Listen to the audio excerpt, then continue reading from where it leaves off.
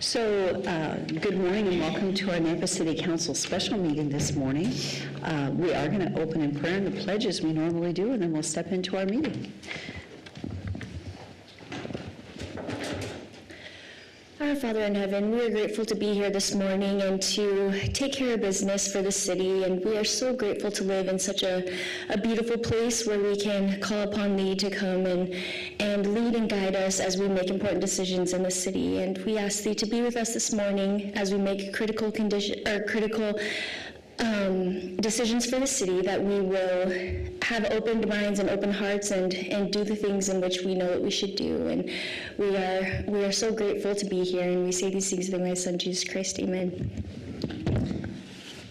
I pledge allegiance to the flag of the United States of America and to the republic for which it stands, one nation under God, indivisible, with liberty and justice for all.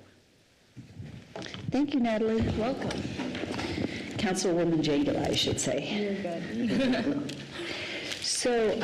This morning we have a couple of orders of business. We're going to begin with a new business item, number 1, and that is it is a discussion item.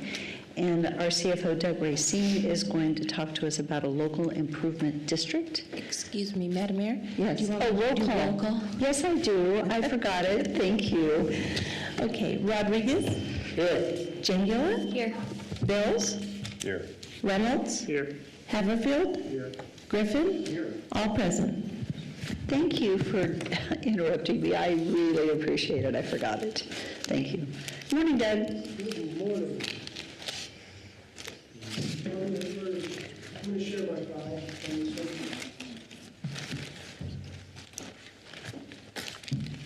Okay. The water bottle does not fit well on the sloped podium here. All right, let me share the file and then we can get started.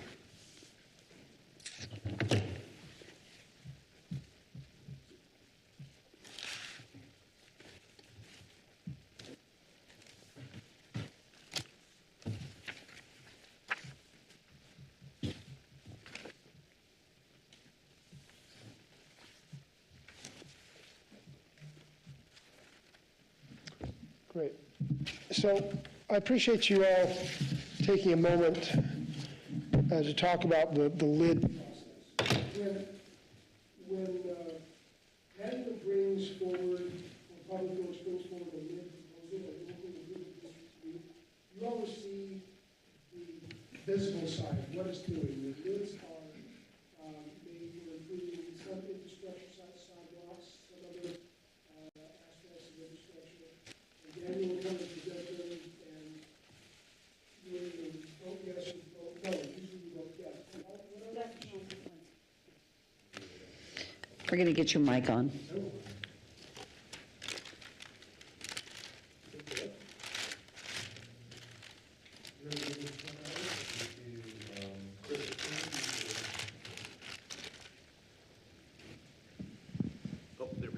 Now it's on. Okay. Thank It's you. working. We'll let you start over, Doug. Okay, Thank so you. the lid process. What I want to give you all councilors is a window into what happens after the lid's approved, what the impact is of the city finances, what the accounting work that we all go through. Now, I'd like to introduce back over in the corner. I have got Alpha Rodriguez. She is our supervisor for the utility billing department. Does an absolutely fantastic job.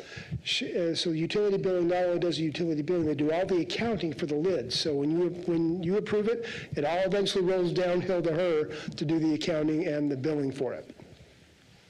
And I will tell you, she put this presentation together. We reviewed it, but I think she did an absolutely excellent job on this, but she'd just prefer to sit and watch me present it than be up here standing in front. So the lids, as indicated on the page, it is a form of financing through the city that provides property owners an economical way to pay for hookup or construction costs or upgrading various utilities and infrastructure. In essence, the city organizes, orchestrates, and coordinates all of the construction activities. We generally put in a little bit of cash out of the city's funds to sweeten the pot, and then we do it all now voluntarily, where we go to the homeowners and ask them if they want to participate in it. Nobody is forced to participate. There were some lids in the past where it was just the city went ahead. This is well before any of our time. But all the lids now are strictly voluntary and focus on domestic water, sidewalks, curbs, gutters, irrigation, sewer, or they can focus on that depending upon the need. So this is how the process works.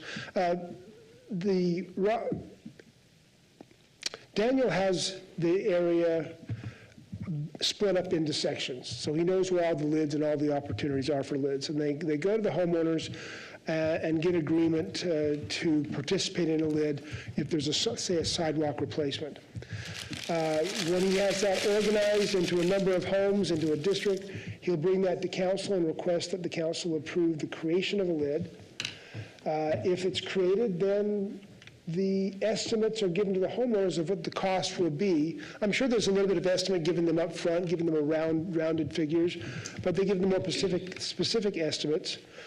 And then after they do the estimates, they move on to the work. And this section here, this work section, that's where all the time is involved, because what the city does and what Daniel does is he works with contractors as they have capacity, and that gives us a cheaper rate on, rather than doing it at the high peak and the high time, the sidewalks, they work with the contractors in their capacity to do the performance of the lids. That's a good thing and it's a bad thing. The good part about that is it saves us money. We spend less on the lids and we spend less for the constituents. The bad part is that lid construction could take 8 years. Meanwhile, we've got part of the lid done and part of the lid not. We're not billing the homeowners. The money's just been used and it's been spent by the city, but we're not billing and getting the money back. That could take 8 years. An average lid takes a little over 3.8 years from inception to completion, and even then we're not billing the homeowners. It's all the city's money we're putting out in advance. And that's one of the challenges we have to find a balance, and this is something I'd like the council to think on. I'm not asking for action right now, but I'd like the council to think on this. When we create a lid with Daniel, should we frame it with a general time frame in mind rather than leaving it open for possibly 8 years? The challenge is that if you leave a lid open for 8 years, we're not filing any paperwork with the county. We have no claim on that house. So somebody could, a homeowner who has accepted a lid, could sell their home. They could even pass away. We would lose the opportunity to collect that bill on their home if the lid is started, the work's done, but we don't complete the paperwork, and council doesn't authorize the billing. That time frame does leave us a little bit exposed financially, yes. So, Doug, if I'm understanding what you just said, we are not recording a lien against these properties? Not for that, not until the lid is formally completed and council gives the approval for us to do the billing. And that's after the end of all construction work is done. You are correct. But is After. that by our ordinance?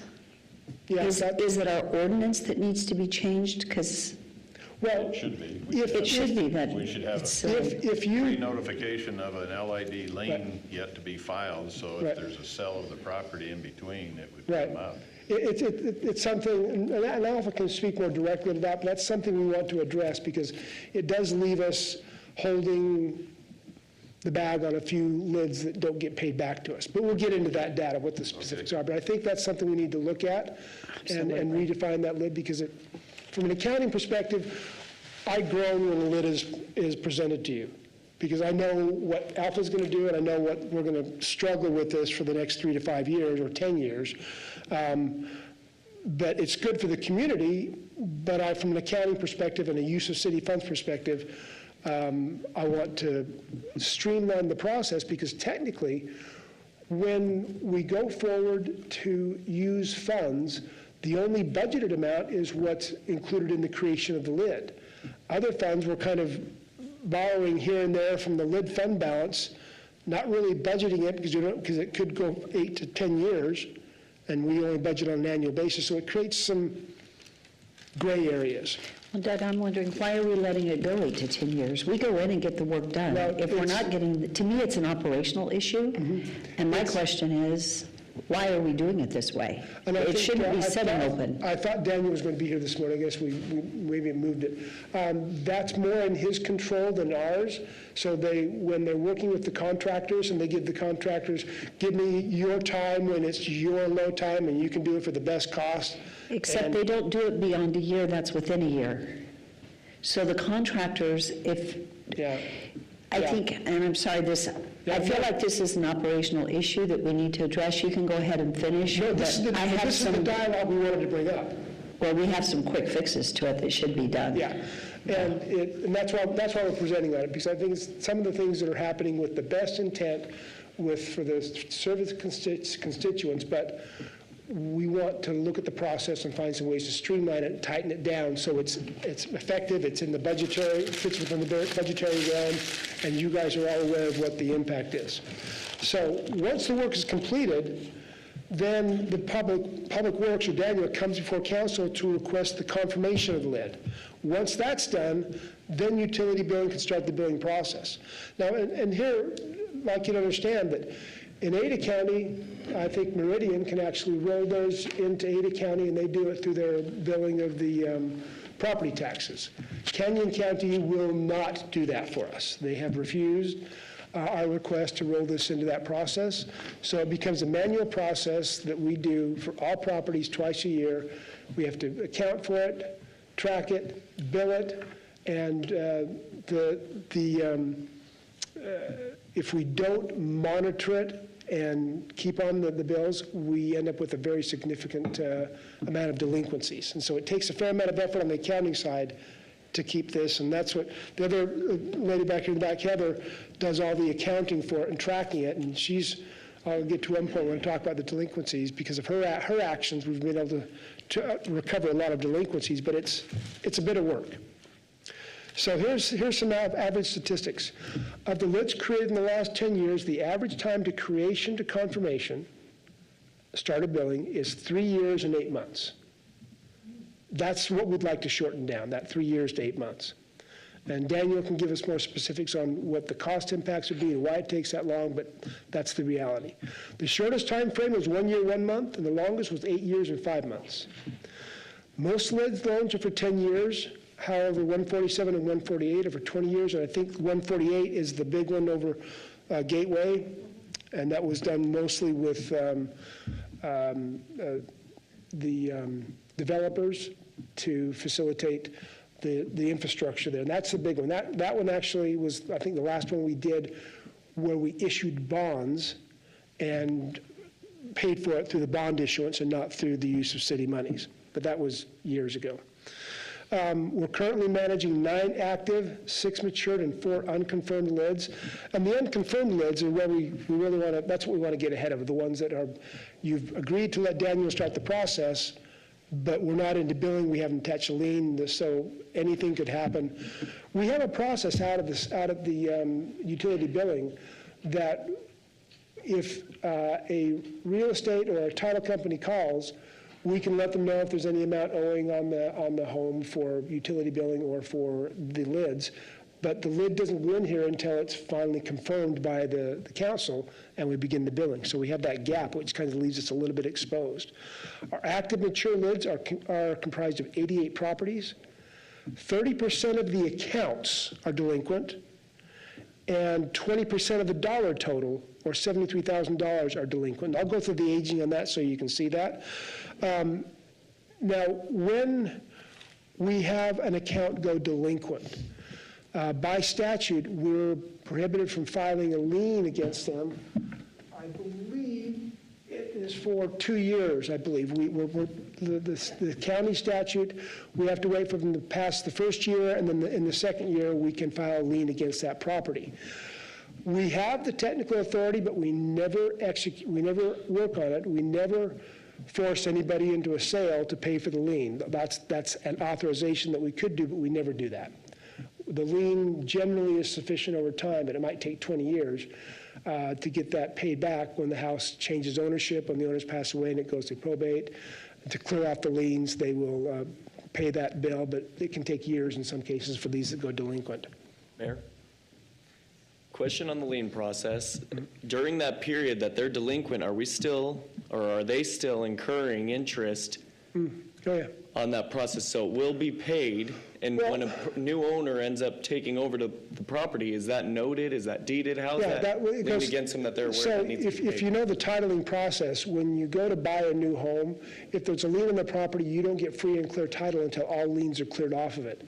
And nobody I know that is buying a home will buy a home with a lien on it because they don't want that means they do not have free and clear title to that property. So any trend, what happens is when the home changes owners is when we're likely to get the recovery of the payment. However, on the accrued interest, for the delinquent interest, we generally write that off when they come in and pay the value of the lien, giving them incentive. We'll write off the delinquent interest if you come in and pay the balance that you owed us over time. It's just a mechanism we can use to entice them, say, we'll give you back some of the extra accrued interest we put on if you pay the lid. Mayor Kling. Doug, I've heard from an individual that said that they purchased a home that actually had a lien on it. Yeah. And they're saying, why should we be responsible for someone else's bill?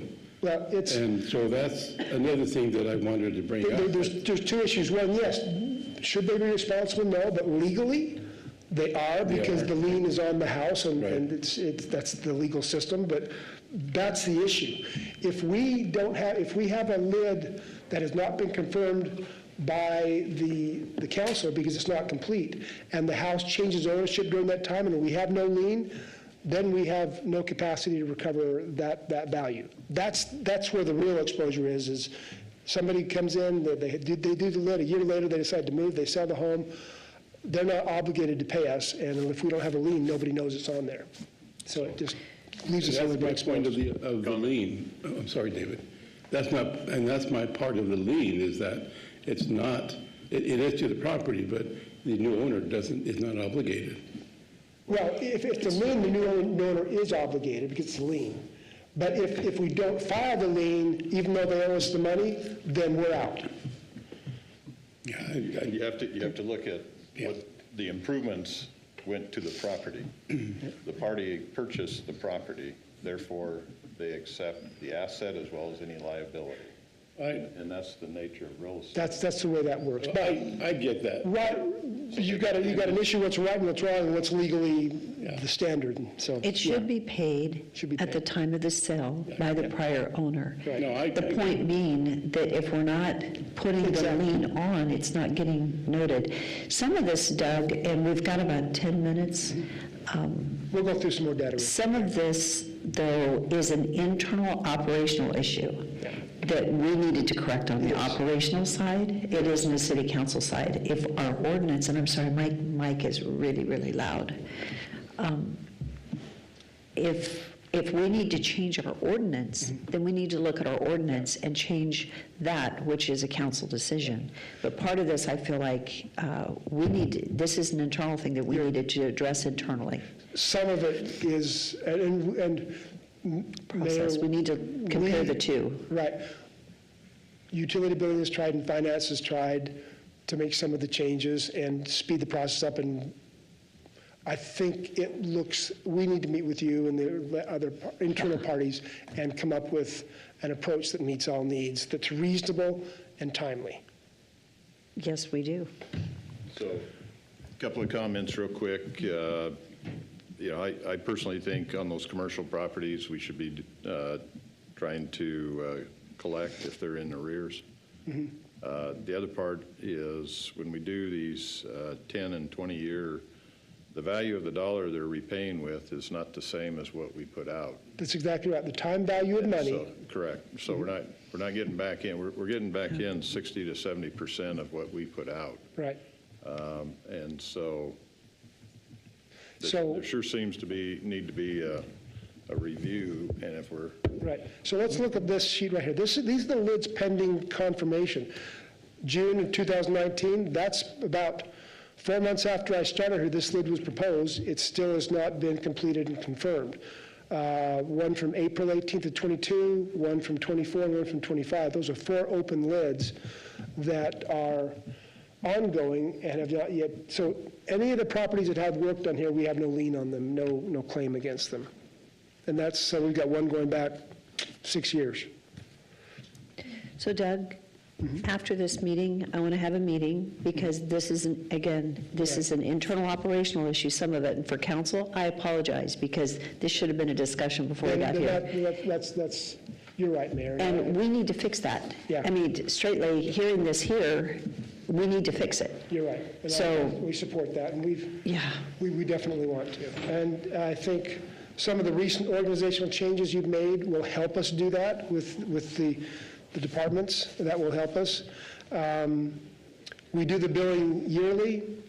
3 lids are for utility connections, 6 lids are for sidewalks, and 1 lid, 148, is the Nampa Gateway.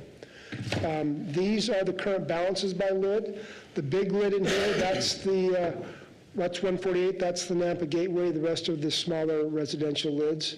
And that's the current active balance, and those lids is $288,000.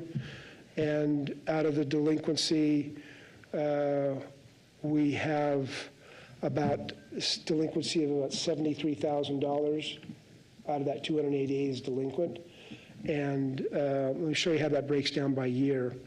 This is the aging report of the delinquency. And back here on the left-hand side, there, back in 2003, there's small amounts, $600, maybe $2,000. These are 1 or 2 homes that owe us lids, lowest values that we have liens on, that eventually we'll collect, but they're taking a while to come in. In the 2014, within the 10-year range, where the lids are, these are some of the delinquencies from $4,000 to $9,000 by year. Heather does an absolutely awesome job. About probably 2 or 3 months ago, the delinquency was over $140,000, and she's cut that in half just by billing and communicating and reaching out to the individuals to bring those more current. And that's the ongoing challenge. So even if we do it all right, and we file the lids and we do it timely, we still end up with this amount of delinquency from people who, for one reason or other, can't pay or don't pay. And then we absorb the work in utility billing to chase that down and eventually recapture it. It takes a while. And this is what I wanted you to understand. When you approve the lids, that's the front end piece. Then a ton of work goes on behind the scenes between Daniel's team and the utility billing team to actually account for it, track them, and eventually collect on them. Now, Doug, I see 2024 is included in a delinquency, but have they even been billed? Yeah. They've been billed. For the 2024 year, for older lids that have been confirmed, yes, they were billed. So, Okay. so this 2024 billing could be from a lid that took place in 2020, because we bill them every year. They pay Okay, so annually. this is not, the Right. former slide showed the various years of the Right. That LIDs. they were created, and this is the amount that were delinquent by year for all the lids combined. Okay. So it just provides us an opportunity. And we are actively working, Mayor, and we will actively work with you and the various departments to tune this up. But part of it might be an ordinance when we want to try and, I don't know if it's ordinance or policy, when we're trying to say, let's create the lid, but we limit the time frame with which it can be built upon so that we don't have to fight this battle all the time. And like I say, I don't know if that's ordinance or policy. It might be ordinance. Mayor, question? Yes. Can you reconfirm to me this chart that we're looking at? We're only having $8,000 a year that individuals are delinquent total, or is this per property of the 30% that go delinquent? So if we look at 2024, this $7,800 is the amount that's delinquent from the 2024 billing for all properties. All properties, so it's Right. not, we're not losing, So, but the person in 2024, if they were delinquent in 2023, that would be part of the 2023. They could have one person owing money back for 10 years. It's part of this aggregate. okay, so. We can get it by property, but I just want to do an aging. So this report is important to me because when you say 30% are delinquent, it raises big red flags that we have a lot of debts not being paid. Yeah. But it's only $8,000 that have not Now, been paid back to Here's us. the good news. Here's the good news. We have funding inside the lids that can cover this. We're not using taxpayer dollars. We're not using, we don't have to use taxpayer dollars to deal with this, and there's no shared revenues. The lid fund balance right now is probably about $250,000 of net fund available for use.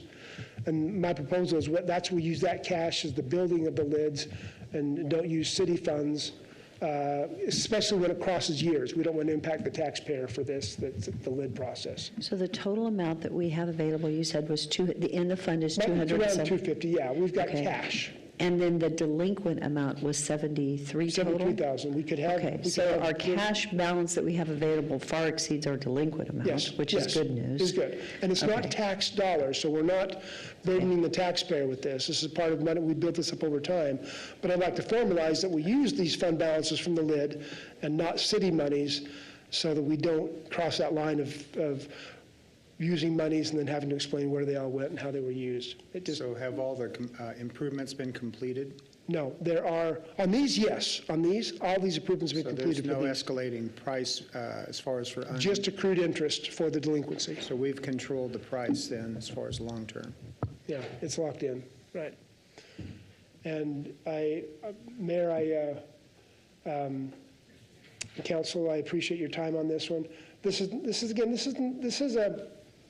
is not an overwhelming issue that's going to break the bank, but it's just one of those areas we can fine-tune our policies and practices, dial it in a little tighter to improve how we use money across the city and improve our processes and the integration between finance, utility billing, and engineering. And I was, Doug, thank you.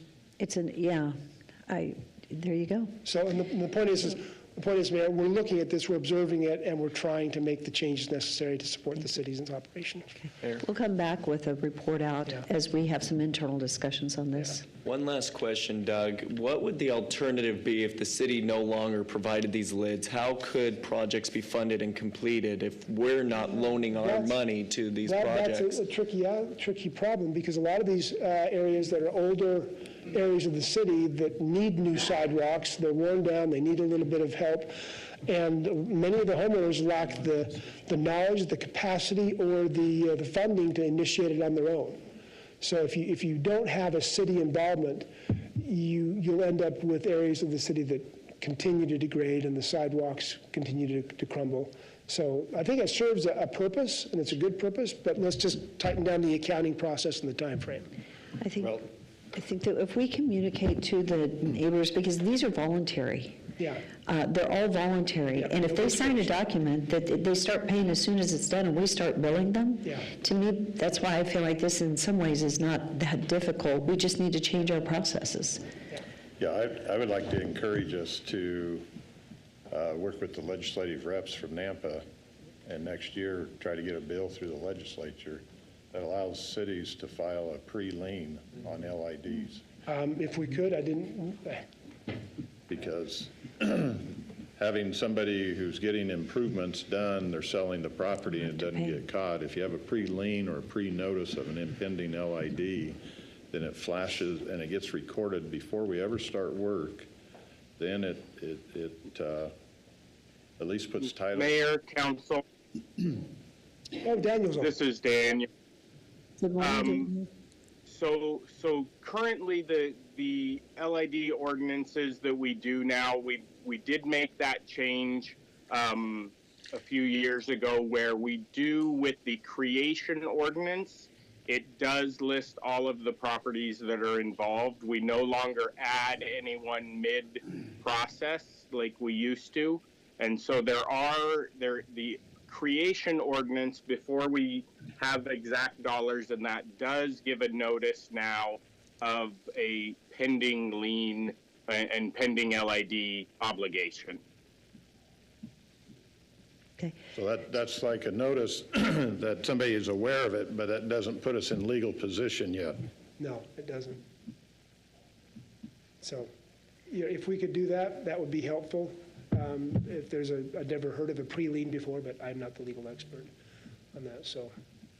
So with that, we are at time, and what we will do is we will do some discussions. We'll come back to council with an update and just have further discussions. We'll bring it back to council and we'll address it on the internal side. Doug, thank you very much for bringing that information forward. Okay, so I would stand for a motion to adjourn into executive session. It's been moved and seconded. Roll call. Rodriguez, Yes. Jangula, Yes. Reynolds? Yes. Haverfield? Yes. Bills? Yes. Griffin? Yes. All in favor, motion carries. I realize I just did that. I did not say, it was executive session pursuant to Idaho Code 742061A to consider preliminary negotiations involving matters of trade or commerce in which the governing body is in competition with other governing bodies. Thank you. Just for clarity. Okay, we will just do a little bit of a reset and be right back. You're doing it.